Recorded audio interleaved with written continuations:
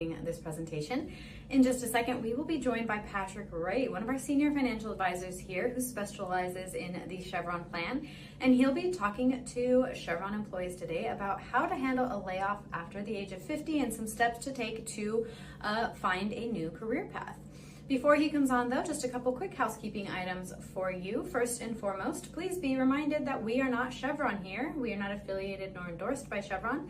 We are a completely independent group of financial advisors, so please keep that in mind as you're listening along today.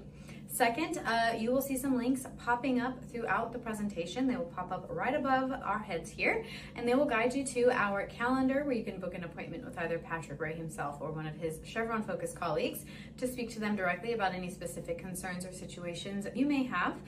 You can also use that complimentary 15-minute block of time to get started or updated on your retirement from Chevron. We would be thrilled to help you with that.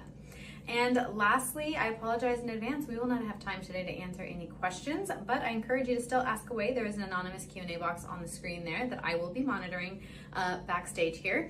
And you can ask away. It's completely anonymous, as I said, and I will make sure one of our Chevron-focused retirement financial advisors can reach out to you after the presentation to answer those questions.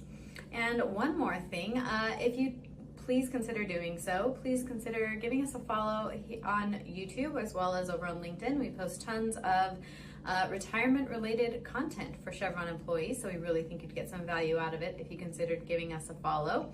That is it for me. I'm going to jump right into it now with Patrick Ray. Hello, and welcome to today's presentation. My name is Patrick Ray. I'm one of the retirement advisors here with the Retirement Group, and today we're going to discuss laying the foundation for post-layoff recovery. And specifically, we're going to talk about some strategies for financial stability and some things that we have seen in the past that create some success in the job search market.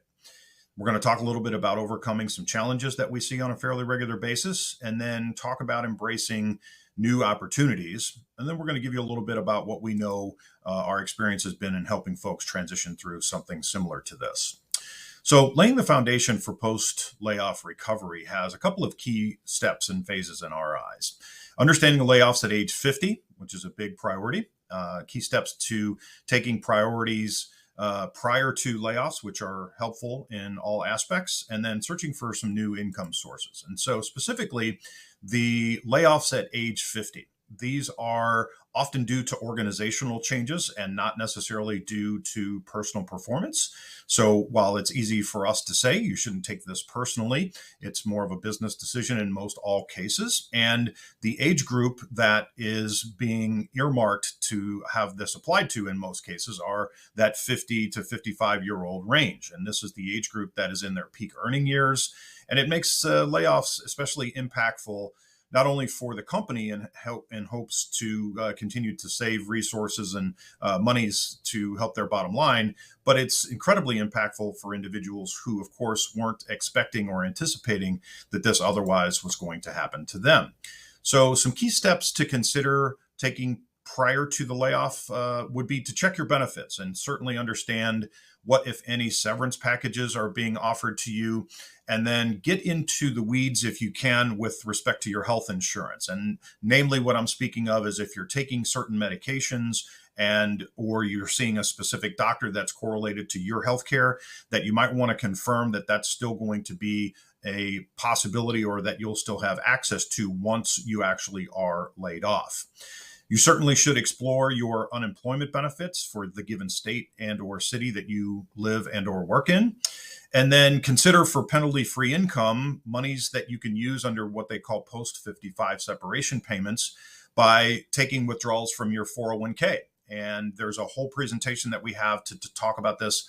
And I would recommend that if you haven't already done so, you should check this out if this applies to you, because not only is post-55 separation an option, but something called the Rule of 72T is also an option, both of which are IRS approved and allow you to take penalty-free income without paying the 10% excise tax to the IRS. And that happens prior to being 59 and a half.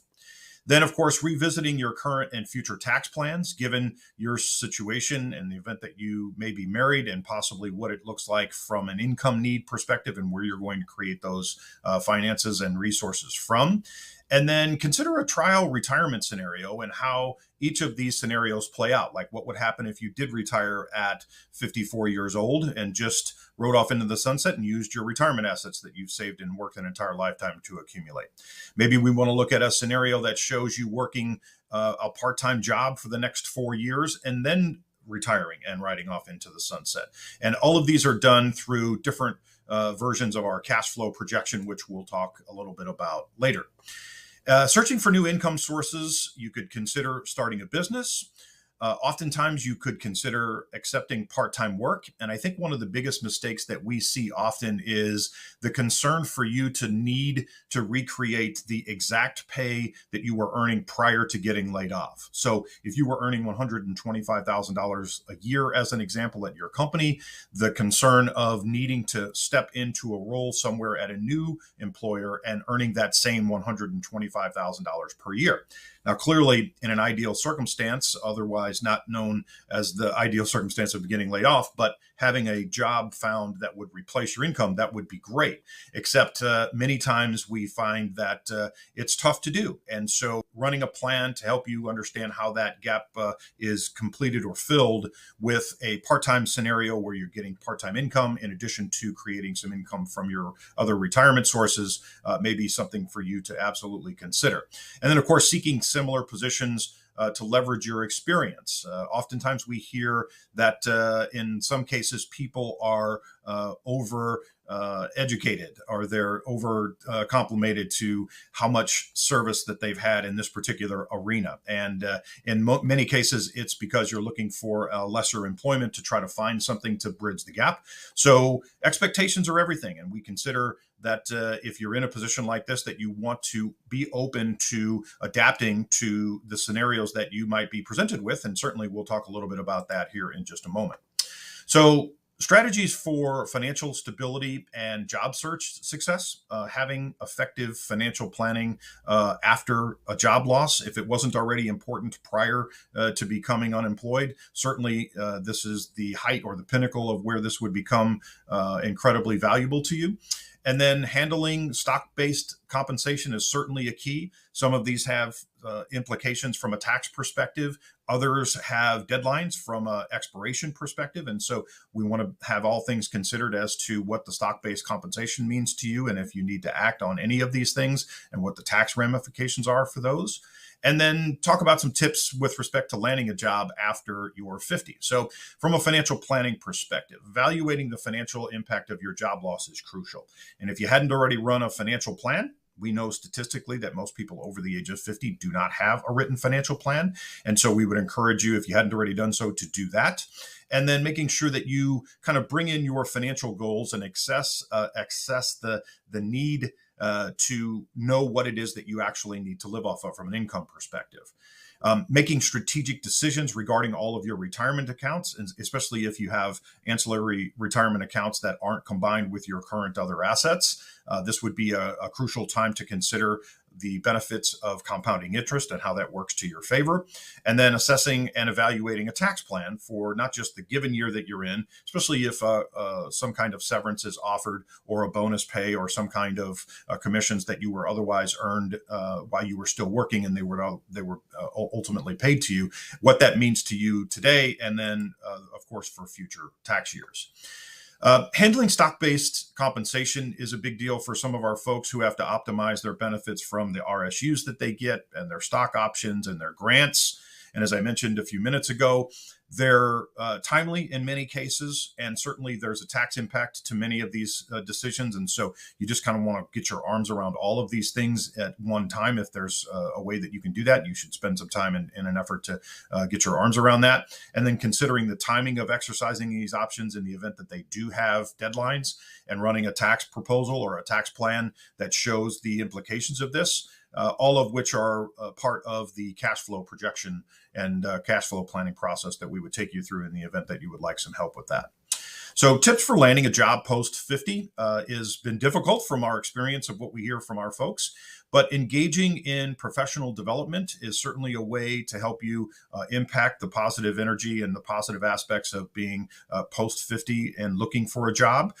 Having a network and preparing for interviews is a big deal. Practicing is certainly something that would be encouraged. Updating your resumes and highlighting the skills that you have are also big tips and certainly key points to consider. And then if you don't already have a LinkedIn profile, you should probably consider creating one of those so you get some exposure to other employers that are looking for potential help. Certainly that you might be otherwise in tune to apply for.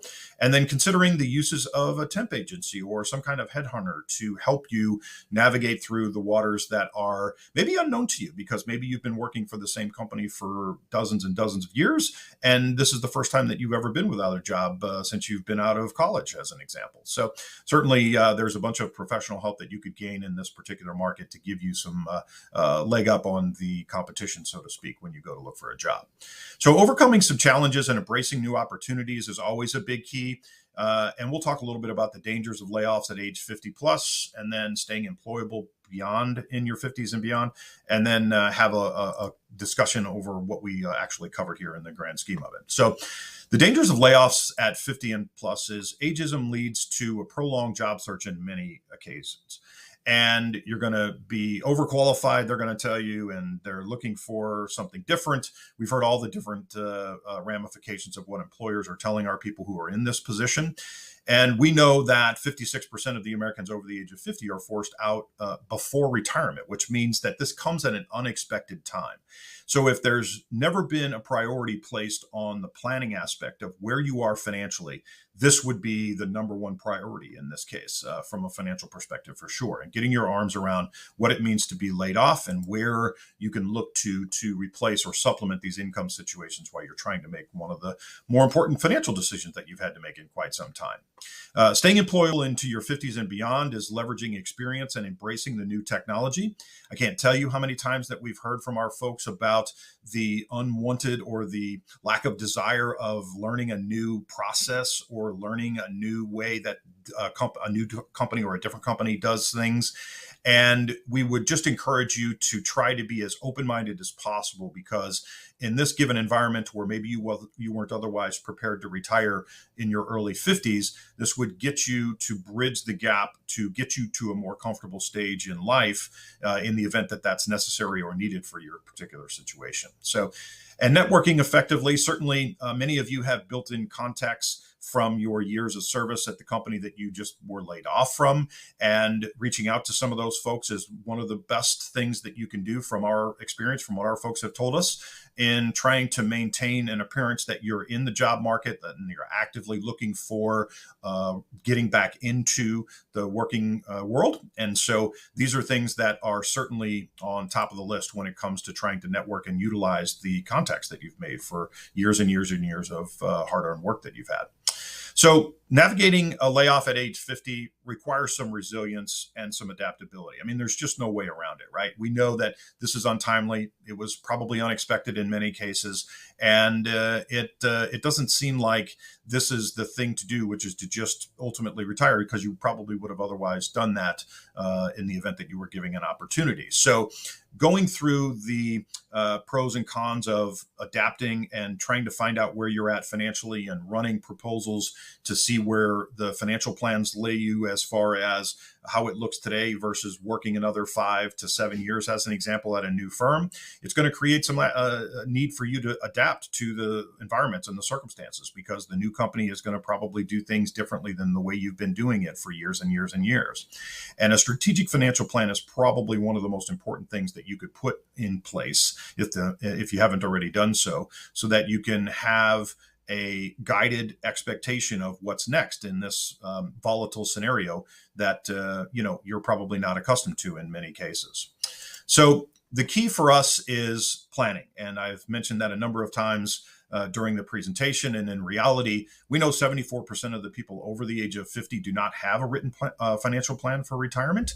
And this is the population that we're talking about that are typically getting hit with layoffs. And so, as I mentioned, it's untimely, and it's typically an unexpected scenario that you haven't planned for, which means now planning comes as one of the biggest priorities. And at the Retirement Group, we have a ton of knowledge and experience in helping folks that work for Fortune 100 companies transition into a successful retirement. And we have offices nationwide, and we have an intimate knowledge of many of these plans for the savings plans that you have and the pension plans that you have and the medical benefits to give you some objective opinions on what it looks like if you were to do certain things after the layoff takes place. I mentioned we offer a complimentary financial analysis, which is a cash flow projection that we would be glad to take you through if you want to spend some time with us and you're looking for some help. And you can reach out to us in a number of ways. You can info at the Retirement Group email address and email us there. You can also call the 800 number, which is 800-900-5867.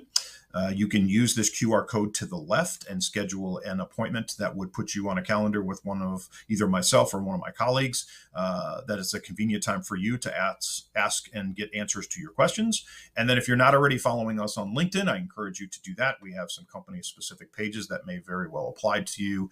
That would be great information in the event that you haven't already got it. So with that, I appreciate your attention today. Hopefully you found some value in spending some time with us. And as a follow-up and a final discussion point is planning is the key here, folks. And as untimely, as unfortunate as it is, if you're getting laid off and you didn't otherwise plan or expect it, that you can actually be proactive in putting yourself in the best place possible. And we're glad to help you in that scenario if you're open to getting some help. So feel free to reach out to us. And with that, I'll leave you for the afternoon. I appreciate your attention and have a great day. We'll see you next time.